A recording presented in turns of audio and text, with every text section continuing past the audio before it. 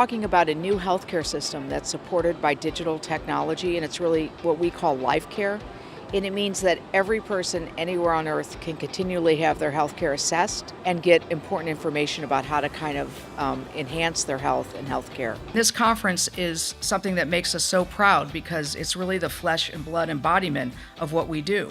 We work with you all, whether you're an established healthcare provider, creative, we've got cinematic arts here, technology companies entering health, or the performance space with a digital solution.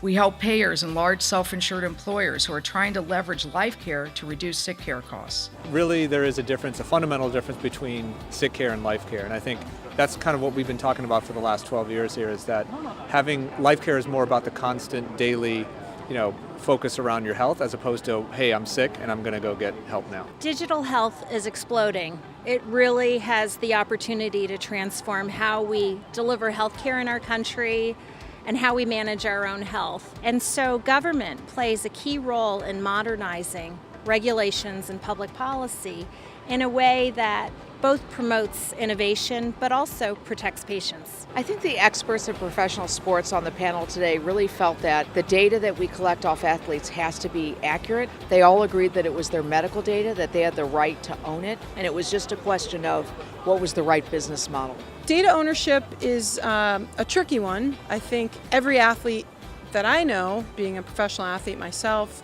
wants to better understand their bodies. The conversation is also shifting into taking that data away from just performance into entertainment, sports betting, right? Fantasy betting. I still believe the athlete owns the data, but there should be a conversation about how they share it and ultimately get compensated for that. The Marine study was a great study for us. We assessed the status of Marines in real time, all the time, during an intensive 25-day training scenario, a very elite recon Marine, many of whom don't make it through training. And we were able to identify certain aspects that predicted who would succeed or who would fail.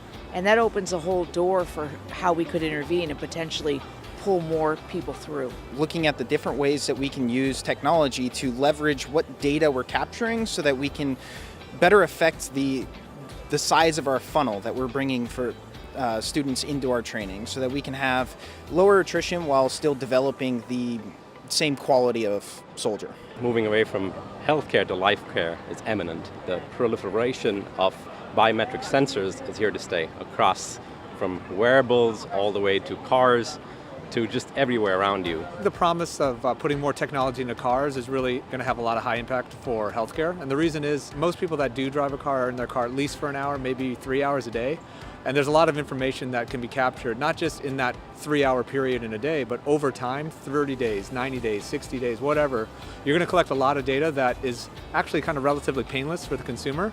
So I kind of equate it to the concept that I don't have to go to the doctor, yet you're collecting information from me that is a story over time versus one visit when I'm actually kind of sick.